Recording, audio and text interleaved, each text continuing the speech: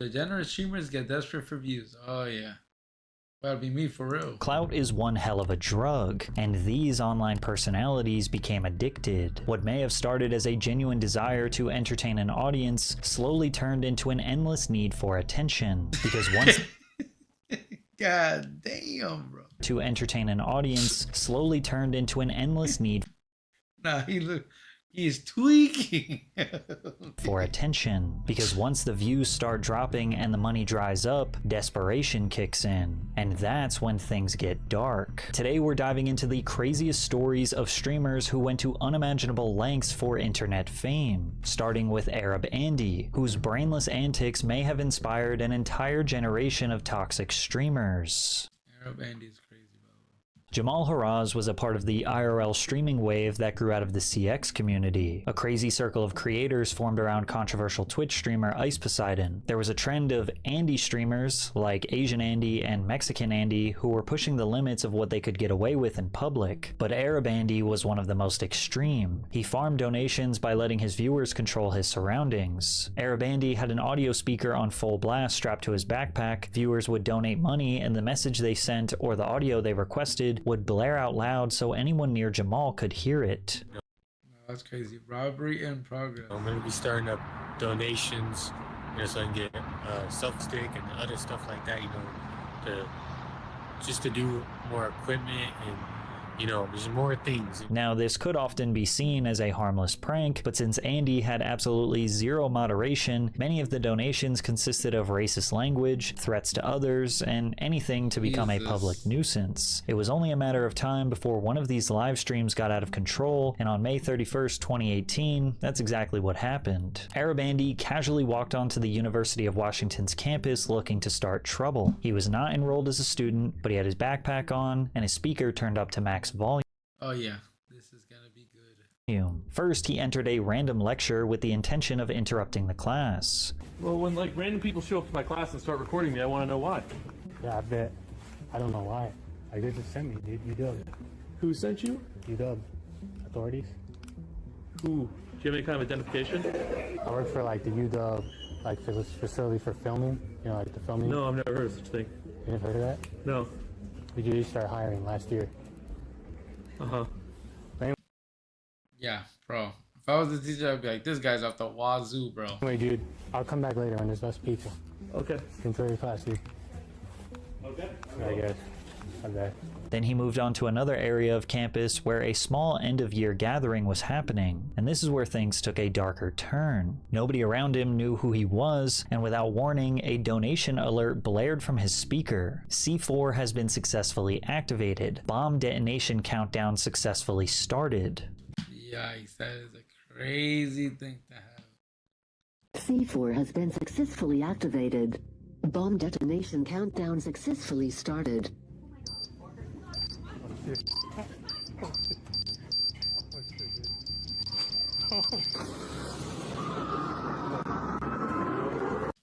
Yo, that is so. It's effed up, but that is kind of funny though. But it is effed up now. I'm pretty sure he goes to jail after this, because there's no way.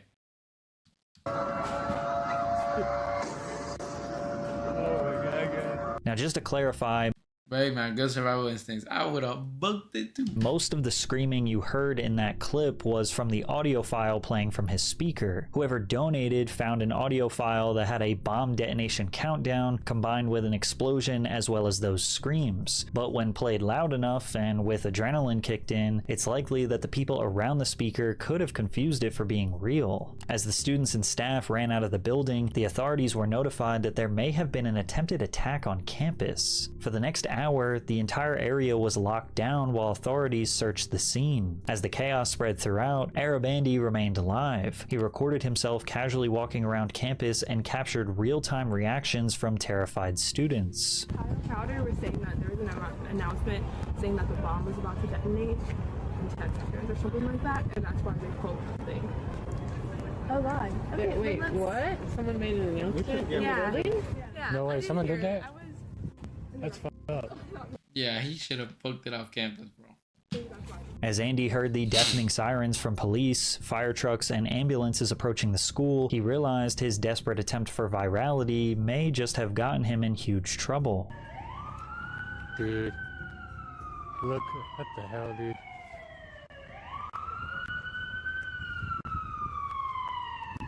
Holy shit, dude.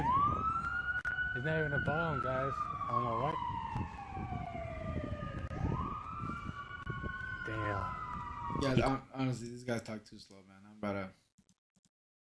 Quickly scurried off school grounds, thinking he was in the clear. He even tried to claim that this wasn't his fault. Guys, again, I did not do anything. That was a donation. I might have been TCS. Now from here, the smart thing to do would be to turn off the live stream and maybe lay low and wait for the police to give up on their search. But Arab Andy is not a smart guy. He continued to live stream and continued to allow his chatters to donate and play random things from his speaker. As he walked through Ain't no way.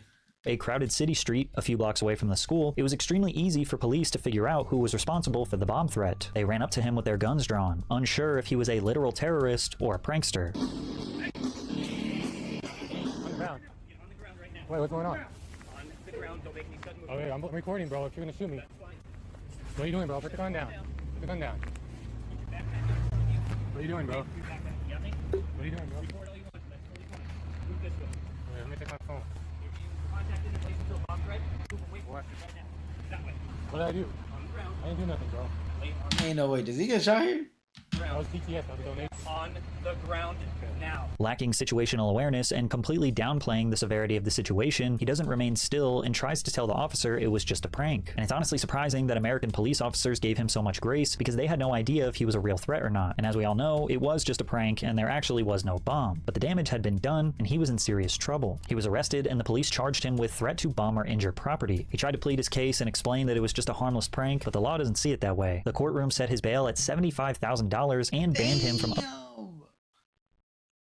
uploading anything else to YouTube. And for those thinking that this was unfair, it's likely that law enforcement needed to make sure to punish him in a way that would prevent other clout chasers from attempting such stupid pranks ever again, especially on college campuses. It's unclear if Arab Andy ended up serving any jail time. All I could find was that years later he tried to make a return to YouTube, but shortly after he disappeared again. The same thing can't be said for Fuzi, who has a long history of going to great lengths to chase clout, disappear, and come back to set the bar even higher, or lower. At his peak, FuziTube had turned prank content into a money printing machine, earning tens of millions of views on simple, harmless pranks.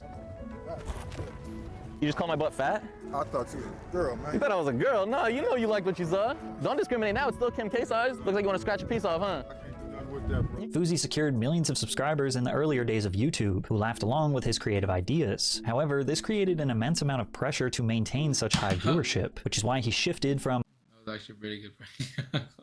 mild pranks to thought-provoking social experiments, such as what if the homeless gave you money, and the kidnapping children experiment, where instead of laughing at a silly goose time, the viewer was challenged with a deep introspective assessment. What would you do in this situation? Now, creating a think piece to assess a societal problem was not necessarily a bad idea. However, when Fuzi did not get the reactions he wanted from strangers, he decided to orchestrate reactions from actors or friends that he hired, which turns an interesting thought experiment into a scripted performance that doesn't accurately represent reality. But the real desperation was apparent when he started faking the dumbest ideas, like fake farting in the gym. Give me a fart! What? Man, that's some bull. Man, you f***ing fart when I lift the weight. Hey, man, gotta do what you gotta do sometimes, man. Why are you worried about my farts when you're supposed to be here trying to stop the I sag? mean, but damn. Other rising prank YouTubers like Danny Duncan were on a crusade to call out Fuzi for his fakery. But he's still lying by saying this prank's real or this prank's real or this prank's real. Yeah. Like, and you don't need to do that. That's why I'm here. It's like it's just the principle of lying. Like, you don't have to lie to people to make a video. And while it may seem like Danny was being overdramatic, he had a simple point that many agreed with. Pranks are supposed to be these funny, spontaneous, and ideally harmless moments that capture the hilarious, authentic reactions from people. But the moment a prank is staged, it becomes soulless, defeating the entire point of having fun. Fuzi initially tried to justify his actions by saying that every other prankster faked their videos, but his attitude and hypocrisy made him easy to hate. It was the fakest reactions I've ever seen in my entire life. And yes, guys, but Fuzi, you fake shit. How are you gonna talk about fake shit? Exactly. If anybody knows about fake shit, it's me. As the years went on, Damn, dude. Damn. These pranks are fake, man.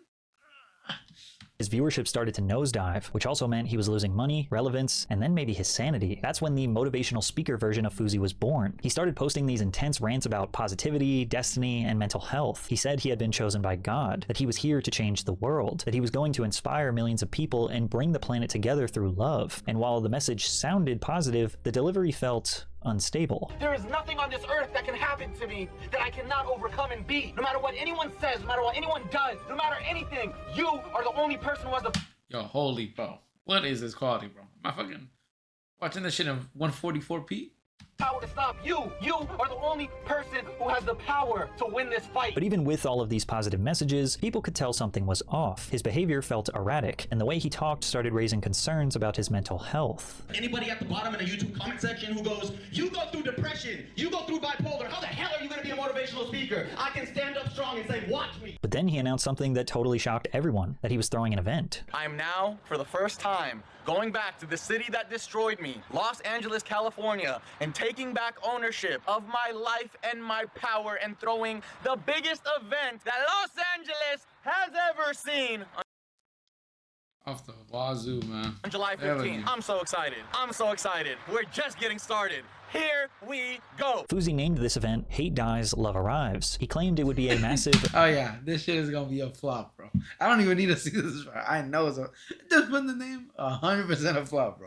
Coachella-like experience that would be completely free of charge at the Greek Theater in Los Angeles, all meant to spread peace and positivity. Now this sounds like a massive project, something that might take months, maybe even a year to plan. But Fousey announced the event just 7 days before it would actually take place.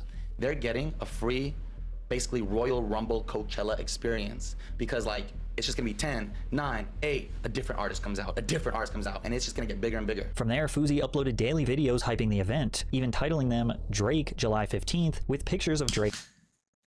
That's crazy. As the thumbnail. He even launched a line of merch that had the date July 15th on it as if it meant something huge. This got people talking. It was easily the most attention Fousey had gotten in years. Keemstar even announced that he was going to be making a documentary about the event. That's what I'm saying. All the signs that I see is leaning towards a shit show, and I want to be there to document the disaster. However, others like FaZe Banks had to step in to remind everyone to be cautious of Fousey because he seems to be mentally unstable. We're not talking about someone who's all there right now, okay? He's going through a manic episode, 1,000,000,000%. Yo, it's the GOAT FaZe Banks, bro. Hey. I don't know if that's true. 1,000,000,000%. Fousey started prophesizing his own life, going on rants about how this event was a message directly from... Bro, again, bro, dude. Tell me this rich guy, bro, couldn't get anything better than a 144p camera, bro. Man, shooting this off an Android, man. God, and that he was going to unite the entire entertainment industry in the name of love and peace. His desperation for views was so high that he was tagging celebrities in his Instagram posts such as Ellen DeGeneres and Diddy, asking them to show up to the event. He even begged LeBron James to show up and promised him that 1 million people would be watching the event live. When the event started, Fousey live streamed it from his YouTube channel and only about 2,000 people tuned in, so he made the title Need 2 million viewers for Drake, as if he was going to magically appear somehow. Fousey tripling down on the idea that Drake would be there is maybe the only reason why a couple hundred people even showed up. And to no surprise, they never got Drake. Instead, the crowd got embarrassing performances from no-name rappers. Like a big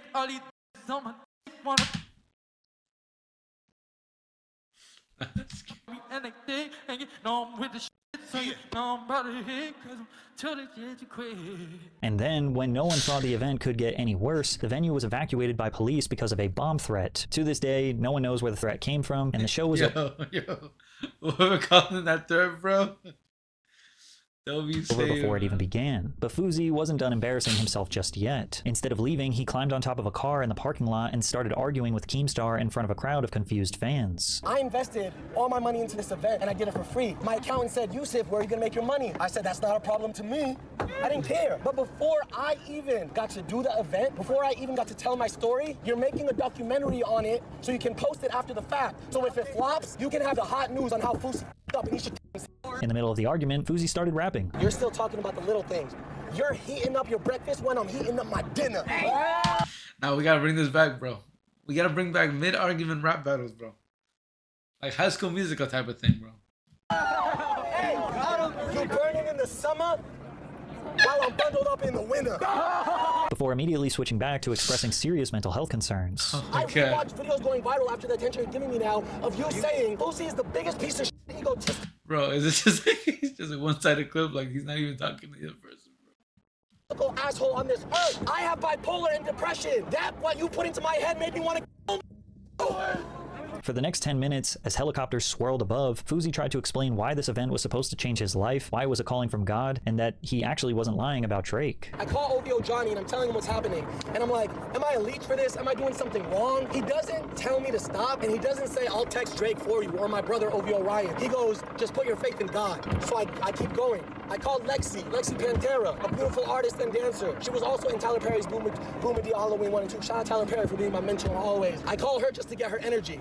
I'm creating energy, right? Around me, through everybody, the universe, everybody's on the same mission. I think YouTube has destroyed and rotted his brain. I worry for him. This is big facts, man. 100% mental instability. Being off his meds might be dangerous. And yet, after all this chaos, it ended with Fuzi just admitting on Adam 22's podcast that he never actually met Drake. He just kind of stood next to him one time. So you didn't meet Drake, he just looked at you. I mean, if he just looked at you, did you really meet Drake? Do something for me. In the next 2 hours, will for yourself to touch nose with Drake. If it happens, I'll sell my entire YouTube channel. I'll give you $10 million. Did you touch nose to nose? Literally like this. That's how close he was to me. I did that because I manifested that because I believe in myself, Keem. This has always been me from the start. And then a day after this failed event, Jesus Christ, bro. and Fuzi decided he would drop a diss track on Rice Gum called Four Ghosts. Rice ain't got no spirit, got no deeper layer. One ghost writer, one ghost Fortnite player. Fuzi lied about Drake performing at his event, caused a bomb scare, and destroyed his reputation worse than it already was. And the sad part is, his unstable mental health and addiction became his entire appeal as a content creator for the years after. When he returned to live streaming on Kick, he openly spoke about battling bipolar disorder, depression, addiction, and anxiety, turning his meltdowns into viral content. When you get that upset, we're dangerous. Physically and emotionally. You're right. You're right. I am dangerous. I am dangerous. I'm very dangerous, and I don't give a fuck. Now, to some degree, this could be seen as a good thing, to help educate others on the importance of mental health and the realities of those who suffer, but then he would sometimes stage public disappearances, stunts, or hospitalizations to drive views and sympathy, leading to a never-ending teeter-totter of people unsure of whether or not to feel bad for him or to despise him. What if I die from my kidney exploding and you guys say we're coming and I'm dead on your behalf in Australia? I hope I die so that I can blame Australia forever and my parents can sue them for every dollar they're worth. However, everyone can agree that social media is a net negative for Fuzi. Jesus, man. Never freaking pray I never get that kind of disorder, man. Bipolar and depression, man. As attention is his drug, and he is willing to destroy himself to get it. Obviously, the bride to lose the weight in the first place. So now there. So now before they make every day, he just likes to eat. Stop justifying being fat. Stop not having a. Stop justifying being fat. Hold up, bro. I didn't get to dodge that, man. Hold up. Sidestep that. And yet, Fuzi's past decade of clout chasing doesn't even remotely compare to Johnny Somali, whose desperation for views got him literally banned in 2 different countries, and now he is facing prison time. Johnny Somali initially started creating content by vlogging his adventures in Japan. Many American live streamers visit Japan because it is safe, clean, and visually interesting. Its vibrant cities, unique fashion, and amazing food allow for an affordable, yet high-quality experience that makes casual streams feel exciting. But somewhere along the line, Johnny's intentions shifted. Broadcasting his fun adventures turned into what he called trolling. But his version of trolling wasn't just jokes or harmless pranks. He went into public spaces, usually with a speaker strapped to his backpack, and tried to annoy as many strangers as he could. He'd say offensive things or blast disrespectful audio clips, all while live streaming to his small audience. Johnny got a taste of the attention he so desperately wanted when a clip of him harassing someone on a train in Japan went viral. Bro, I need to tap into this. I need clout to be a drug in my brain too, bro. Like, there's no way, bro. There's no way people are actually going crazy over literal numbers. Literal numbers. It's just numbers. Hiroshima? You know Hiroshima? Nagasaki? You know why you do this? Pearl Harbor? Hiroshima, Nagasaki! Johnny berates this man for 4 minutes straight, repeatedly saying Hiroshima and Nagasaki, which are literally just the names of 2 Japanese cities. Now we know he was trying to make some sort of edgy joke in reference to the devastating bomb attacks that the American government dropped on those cities during World War II. But the innocent man on the train probably had no idea. He was just confused and probably annoyed. Hiroshima! Yeah, bro. Imagine you just got a like 8-hour shift. You dealing with this crap on your way home, bro. Oh my god, dude. Nagasaki, you know Hiroshima, Nagasaki. We're gonna do again. What? Hiroshima, Nagasaki. We do again. You understand? Now, Japan is known for its deeply rooted culture of respect, order, and social harmony, and Johnny saw that as an opportunity to exploit. He knew that the average Japanese citizen wouldn't fight back, wouldn't yell, and would most likely try to avoid confrontation at all costs. That's what made this the perfect setting for his so-called content. But Oh my gosh, dude. This guy's an actual terrorist. Johnny was mistaken, because Japanese citizens were extremely pissed off with his behavior and actively tried to find him and confront him. You could feel how scared and caught off guard he was after being smacked in the face. It's good to know people in Japan. Let's be respectful. I hope nobody in the chat was saying weird shit. If I go back and... Whoa, whoa, what the...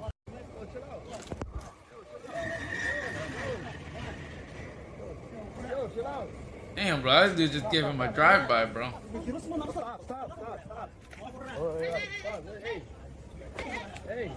Hey, relax. Relax, nothing, no problem. Relax. 1 week later, he was attacked again. Right now, hop in Discord. Oh, whoa, what the... Damn, bro, they freaking orchestrated hits on him, bro. He just getting jumped again and again.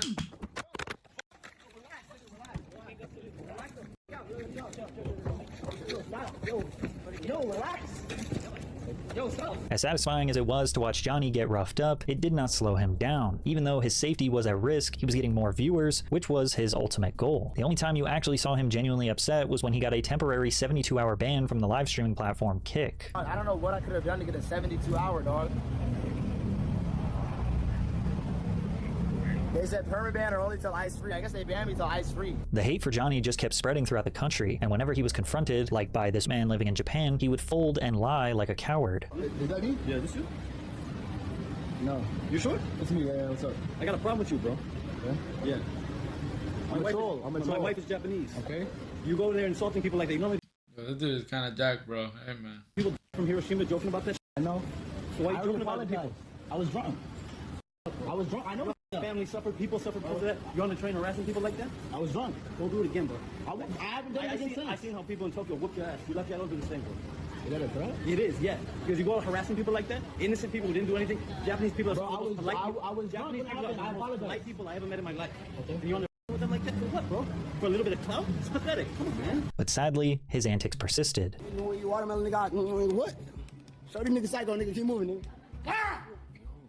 The more he made it clear that he did not respect Japanese culture or Japanese people, the more they retaliated. And it seemed like every other day he would provoke others until they felt like they had to physically defend themselves from him. There was one incident that is far too graphic for YouTube, but Johnny and his friend got knocked out cold for provoking the wrong guy, leaving his face busted open and bloodied. And you would think that after Johnny Somali got the Mario coin smashed out of him, he would change his behavior, but he didn't. And soon, the police would have to do something about it. During his time in Osaka, Somali entered a hotel construction site without permission. He started laughing and taunting the workers.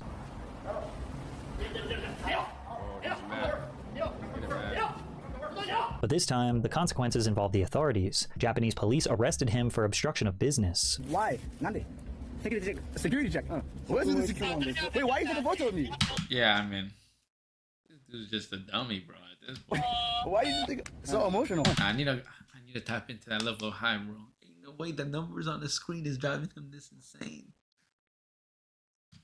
I'm not emotional, Daijoubu. I'm okay. Oh my God. I don't want to empty my bag into there. Why? The Japanese police were extremely polite and cordial, and they seemingly let him off with a warning. But then his antics got him arrested again, and he was charged with conspiracy to obstruct business after blasting loud music in a restaurant during his live stream. Japanese citizens were more than fed up, and evidently so were the authorities. In January of 2024, he was found guilty, fined a few $1,000s, and was officially banned from Japan. Now, this should have been the end of his antics, but instead, Johnny took it as an opportunity to move to another country, because for a man as desperate for clout as Johnny Somali, getting banned from countries was like collecting infinity stones. In October of 2024, he arrived in South Korea, and as soon as he touched down, it was evident he was taking his obnoxious behavior to new heights. He harassed even more people using public transportation, one of his all-time favorite stunts. Then, while walking past the sacred Comfort Women statue, a memorial honoring Korean women forced into sexual slavery by Japanese military during No, that's bad.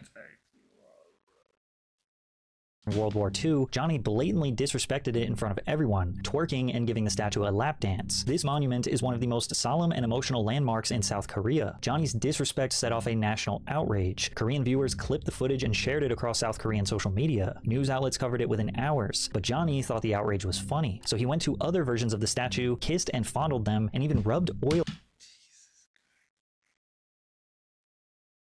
There's one thing to learn. When you're in the wrong, don't double down.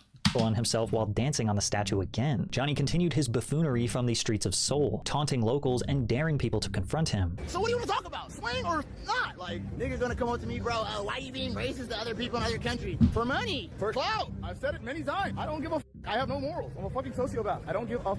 Put this in your next YouTube documentary. I don't give a f. South Korean niggas is weak as f. Swing on it right now. I was waiting for him to swing on Johnny. I was waiting, bro. I was waiting for him to We're ready, Reddit, Twitter, come. Hank is here tonight. We're not scared. And Koreans took Johnny up on his challenge, and on multiple occasions, Nah, bro, he about to sound supposed to get like jumped. Johnny was hunted down and beat up. And yes, every time he was incredibly scared. What's up? Damn, yeah, they pulled up on him. Hey, man, that's usually what happens, bro. And they took his camera and last year and gave the whooping. Oh, hell. It's almost starting to seem like he has some sort of humiliation kink, because he never would defend himself, just taunt people, get beat up, and then film his battered face for everyone to laugh at. Another South Korean man attacked Johnny while he was still recovering from his last beating. 스말리 어디가? 어디가? 어? 어디가? 어디가? Don't touch my shoe. 어디가? Don't touch me, nigga. 어? 스말리 어디가? Yes, sir. 어디 가냐고? You guys follow me crazy. Look Yeah, at bro, this. they didn't even let him like spawn out the healing vent, bro. Like this dude just, yeah, he basically got spawn killed, bro. If you really think about it. 어디가? 어디가? What you mean? 어디가? 어디가? 어디가? Oh. The attacker got arrested, was proud of it, and locals even raised money to pay for his legal bills. But unfortunately, no amount of punches could stop Johnny, until the authorities stepped in once again. In another desperate attempt to clout chase, Somali wreaked havoc in a 7-Eleven for, once again, no reason. It was right to say you should never have kids. Your father was right. Your father was right.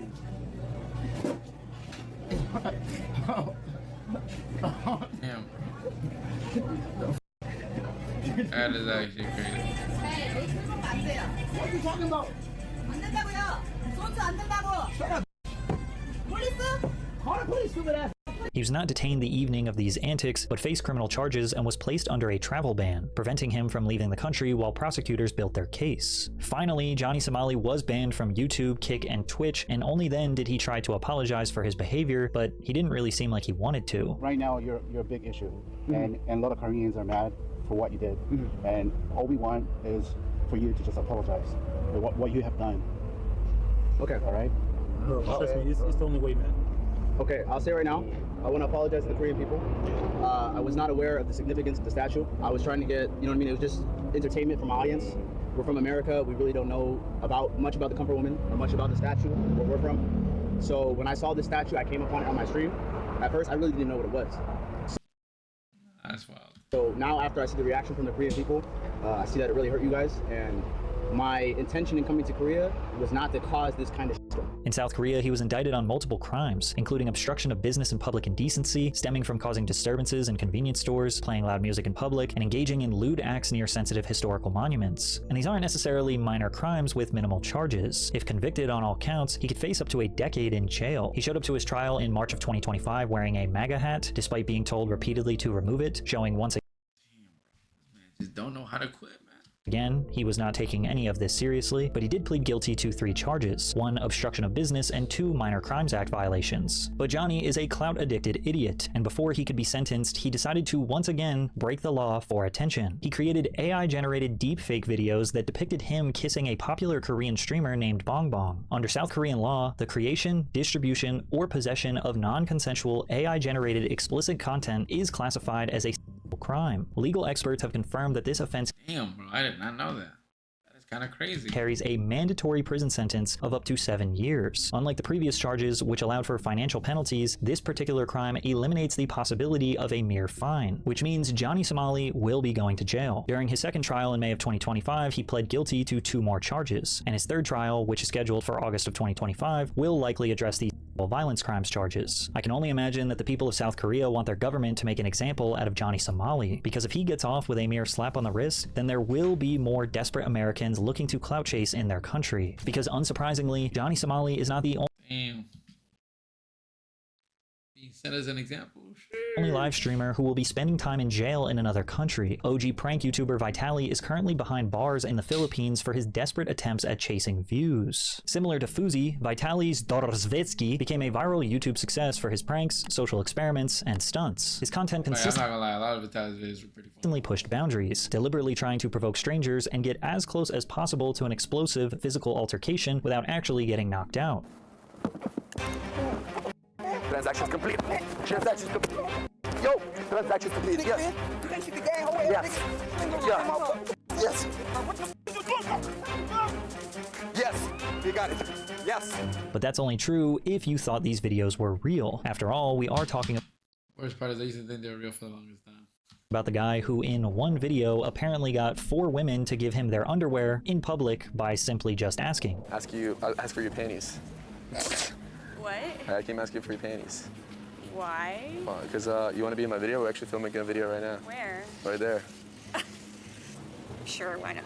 But for every fake prank Vitaly did, he would follow it up with an undisputable stunt, like when he ran on the field and removed his shirt at the 2014 World Cup, or when he sprinted on the court during the NBA Finals. This is it.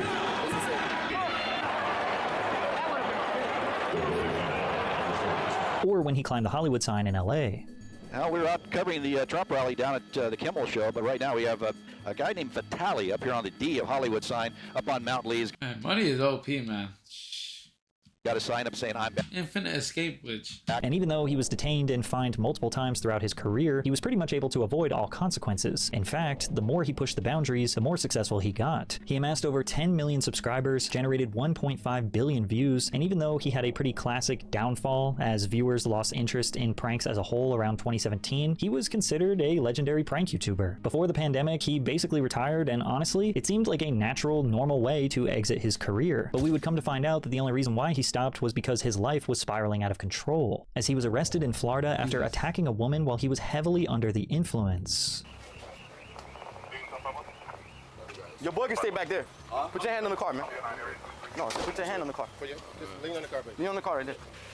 Oh my gosh, I lost everything. You didn't lose everything. Yes, yes, here. Let me see. Put your hands here. Check it out, see? I'm gonna put them in the front. You gotta leave your mask on though. Okay, Mask has to go up. Oh, this guy's tweaking. Put it over your face. Okay, so can you listen to me? Do you know me? Do I know you? No. After a 3-year-long hiatus from the internet, most people figured he just moved on with his life, like a normal person would. But that desperation for views and attention just doesn't ever seem to go away, and he tried to— I need to tap into that, man. That I need to experience the high they're getting from just seeing numbers on a screen. make a surprise comeback in 2023 with a 2014 era style prank that just felt like an old man trying to relive his past. But then he discovered the depravity of Kick, a live streaming platform where chaos is rewarded and the rules barely exist. On Kick, Vitaly found the perfect environment to revive his shock jock persona, this time with no need to hide behind scripted pranks. Well, maybe. Vitaly tried to reinvent himself with a live-streamed knockoff version of To Catch a Predator. He'd set up these dramatic sting operations, exposing alleged PDF files with hidden cameras, decoys, and surprise confrontations. It was all very theatrical, doing things like shaving these alleged assailants' eyebrows and heads as a punishment. I need permission to shave my head and eyebrows. For what? Because I was talking to an underage teen. Okay.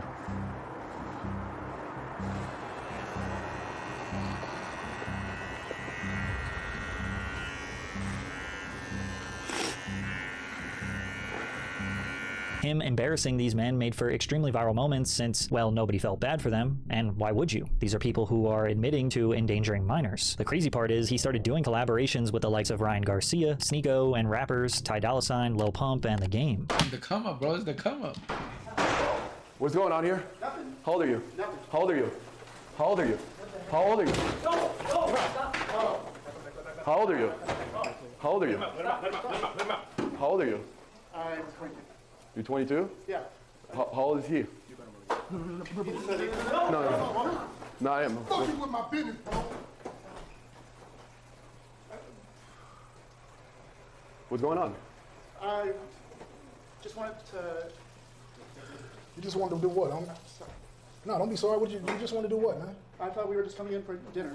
Why are you going to the bathroom? Bro? He even got Lil Pump to rap his biggest song and change the lyrics to mock the alleged assailant. You're such a Pero you love it. Now, this content was difficult to publicly criticize, but a silent majority of people felt like something was off here. Either these were, once again, fake, and he was paying actors to pose as predators, which you'd have to find some pretty desperate people for cash willing to attach Yeah, I was literally thinking that. I was like, ain't no way these are fake, bro. that horrible label to their face, or worse, he was profiting off heinous crimes using real allegations of child exploitation as viral bait to promote his steak sponsorship. I mean, money's gotta come from somewhere. Even police officers that were involved were critical of his methods. We all know what you're doing. Yeah. This is maybe the third time. This is the third time I've Cool. come to an incident with you guys. Yeah, the third time.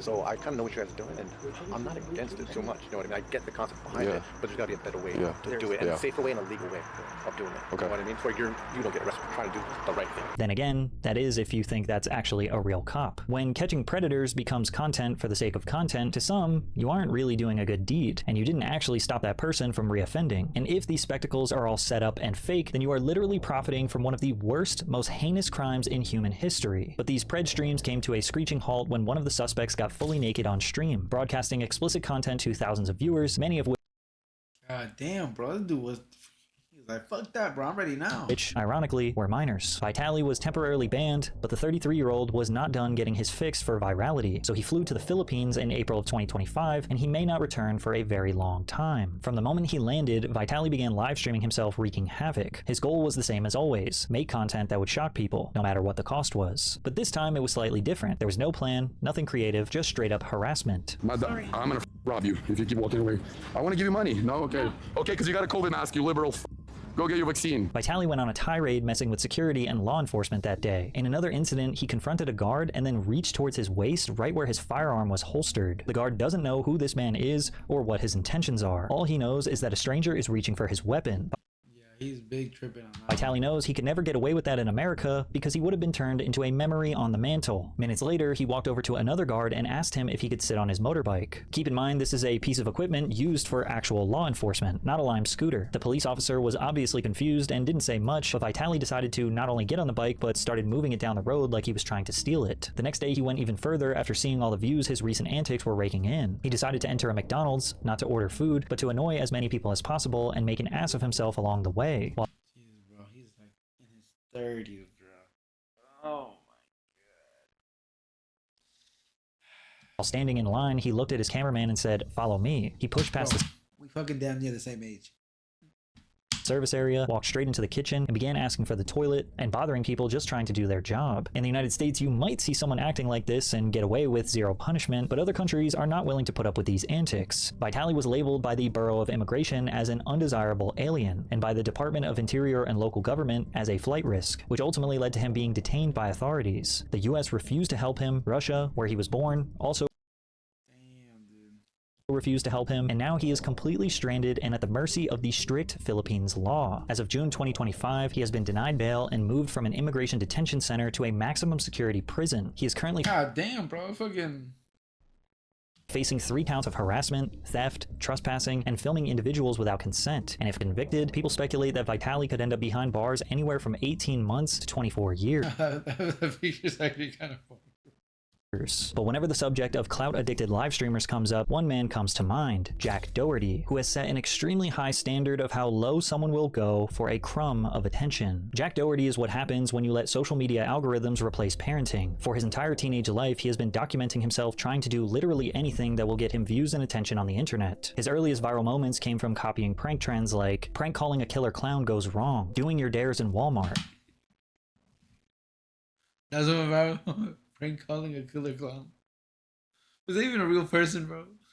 And taking candy from kids on Halloween, cops called. Considering he was a high school-aged kid, it's not like anyone would expect him to be the most morally righteous individual. Then again, he did know what he was doing was wrong, as he multiple times ended up in the back of a cop car. But there was a worthwhile reward for these antics, views, which led to ad revenue. Jack was already making more money than his parents before he could drive. Jack's parents took him on the Dr. Phil show to hopefully have Phil talk some sense into him. But the entire time, Jack had a smug look on his face, knowing that this ultimately was good for his exposure. Jack was actually happens when you don't discipline your kids, man. But then again, like, he's making more money than kicked off the show because he constantly tried to talk back to Dr. Phil instead of just listening to his advice. One thing about Doherty is that he will religiously study the algorithm. Whatever trend is happening, he will be one of the first to attack it. If there's a new format or medium to exploit, he is all in on it. When the Walmart prank stopped working, he moved over to the short-form brain rot content that keeps people doom scrolling. Santa is the most mysterious man on the planet, and today I'm gonna use an AirTag to track him. So I had a plan to go to the mall and slip an AirTag into Santa's sack without him knowing. These videos are highly scripted with absolutely no resolution, point, or discovery to be made. The sole purpose of these videos is to get views. Actually, that's not exactly true. These videos were designed for a much more shallow purpose. You see, Jack was very open about him looking up to Andrew Tate, who claims to have made his first fortune by starting a lewd webcam business with his 2 girlfriends. And this is the thing that's interesting about it, because when people hear this story and they say like a pimp, etc., people imagine me to be this exploitive, horrible, evil man, which is absolutely and utterly the complete opposite. So the beginning of it was I messaged my 6 girlfriends and told them they're all coming to live with me, and I had a job for them in London. 2 of them wouldn't come, 4 of them agreed. So the 4 girls flew in, I sat them all down at a table, they're all like, 6 girlfriends, that's crazy, bro. who's this chick, who's this chick? Told them all the truth. I've been with you all. I'm starting a webcam business. I'm gonna get rich. Some of you are gonna come with me to the top of the mountain, or if you're pissed off, you can fly home. Just very matter of fact to the point, because I needed money. At this point, now I have not agreed to take another fight. I need money now. So 2 of them left. 2 of them agreed to stay. And the beginning of my cam empire was this tiny little apartment, me and my 2 girlfriends. After seeing this, Jack was inspired. He began recruiting barely legal women to appear in his content, all of which he says were consenting OF content producers. Jack would manage their pages and take a percentage of their earnings in exchange for marketing them in his videos. From there, he spent most of his time making short-form content with no purpose other than trying to convert those viewers into paying OF subscribers. How much money's in your bank account? Like 12. I mean, I don't really see how much what's so wrong about this. It just seems like one of those OF agencies. Okay. 12K? All right, well, that's your budget. I'll buy you whatever you want from the mall. And evidently this works really well, as he has generated millions of dollars. Now these videos are edited and produced in a style that is largely understood to attract a childlike audience, which prompts some reasonable ethical speculation. Is it wrong to make content that appears to be for kids with the intention of converting those viewers into paying for prawn? This is a version of pimping. You're pimping these girls out. You don't think that's attacking your heart in any way? No, because at the end of the day, they all, you know, they already like want to do what they're doing, and it's just like I just actually make them money doing it, because there are so many girls that actually do OnlyFans and make, you know, $0 and stuff, and they're doing it all for what, you know?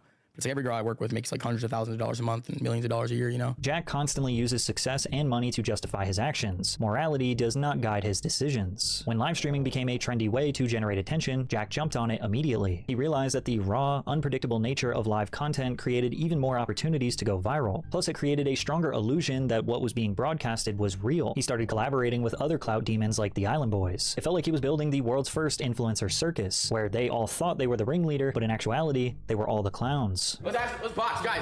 Me and the Island Boy are gonna box. Look, what are you doing? Yo, what? Yo, take control of the thing. Over. You gotta hold on to your little. Bro,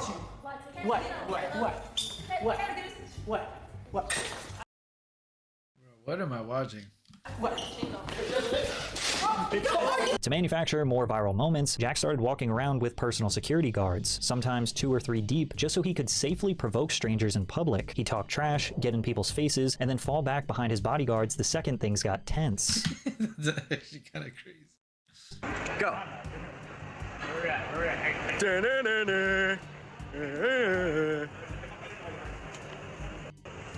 What? Little bro, what you gonna do? What you gonna do?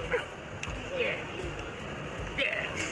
This is the type of cowardice that almost makes you want to kinda respect Johnny Somali, who at least took his beatings like a man. And even if you wanted to make fun of Jack, call him scared or a coward, he would just turn your criticism into profit by setting up fake skits of him being pressed. Yo, is that Jack Doherty and his parents? Yo, how does it feel that your son's the most hated kid on the internet? Yo, he's like, I'm the most hated kid on the internet. Why are you at my door? Yo, he's broke, he's banned, he kissed the Island Boys. This video went viral where he is seen holding his security's hand like it's his daddy, but this was staged and filmed by Jack's internal team, knowing that it would go viral from people making fun of him. And Jack says he does this because people are dumb. I feel like that's what I've been doing recently. Like, I've been a lot more chill, you know? A lot of people think I just go out and start problems with people, which is like, show me a clip in the past year where I've like actually done that. Like I really, or even 2 years. It's like everyone judges me off these fake clips of me like walking up to people like this with the bodyguard, but like they're not even real videos. Like people are just so dumb and they just. Damn, bro. I ain't gonna lie, that's actually kind of crazy. Judge me off of like little clips that, you know, I just make to troll and stuff because I know they're going to go get posted. 90% of the time, you only see Jack on your feed by accident, and he is most likely being slapped, punched, almost jumped, or looking like an absolute fool. And that's by design. You'd be happy to know that Jack isn't exactly popular. Sure, he does have 15 million subscribers, but his numbers are way overinflated. His YouTube videos can't even crack 100,000 views, and he doesn't actually have fans. He never built a real connection with an audience because he was never likable enough to earn one. But he does have viewers. Most of his streams sit around 2K, and that's if you think those are real. In one stream, he had 17,000 viewers, but only 3 people were actively typing in the chat. Therefore, the only way Jack maintains relevance is by creating an ecosystem that relies on him entirely embarrassing himself so that Twitter, TikTok, and YouTube drama pages will post the clip and hope that it goes viral. And to some degree, you do have to put a little blame on people who are willing to amplify his content in any way. You could even argue, I'm doing that right now. But sometimes, the only way to shut down a clown is to stop laughing and start booing. However, I think beyond the antics and stunts, what really makes Jack someone worth criticizing is how he treats the very few people who care about him. Like when he nearly killed one of his only friends and didn't care. Jack was in Miami, live streaming himself behind the wheel of a $200,000 custom McLaren. Outside, it was pouring rain. Visibility was almost non-existent because it was raining that hard. Common sense would tell you that the road was probably slick. Sitting in the passenger seat was his friend and cameraman Michael. Normal people would focus on the road, realizing how dangerous the situation was. But Jack was more worried about his stream and reading his chat on his phone. He even made a joke about crashing the car. Literally, guys, you can't see I'm most likely going to crash this car. Not kidding. Hopefully not. Then, in a split second, it happened. The tires lost grip, the back end of the McLaren kicked out across the wet pavement. Jack tried to correct it, but it was too late. The car skidded sideways and slammed into a metal barrier. Because of the impact, the camera cut off for a split second, but shortly after, the stream came back on. Blood was running down Michael's face from the crash, and instead of immediately helping his friend, Jack's first instinct was to grab the camera, keep recording, and worry about his car. Oh, my car, bro. The vehicle mattered more than the human being sitting next to him. Then, just seconds later, he asked Michael to take the camera and record everything. Michael, here. Michael, film on that phone too. His priorities could not have been clearer. Michael had been taken to the hospital where he received stitches for the injuries to his face, and even that part was filmed and posted to social media. Guys, we're in the hospital after the crash. How you feeling, Michael?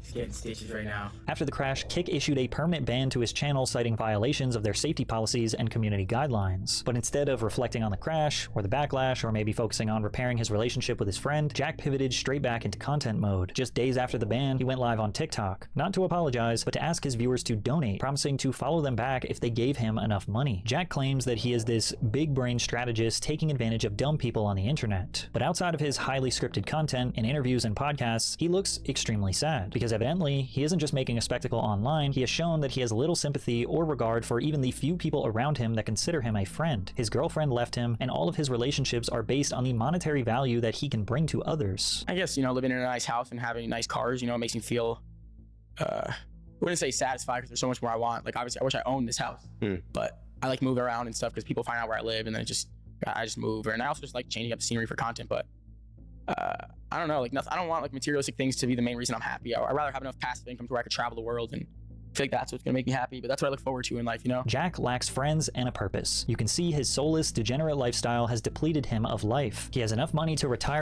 He got that money though. forever, and he still will not do it because outside of material things and views, he has nothing. When he ultimately pushes the boundaries and ends up in jail like That's a crazy picture, by the way. Vitali and Johnny Somali, nobody will be there for him and nobody will care.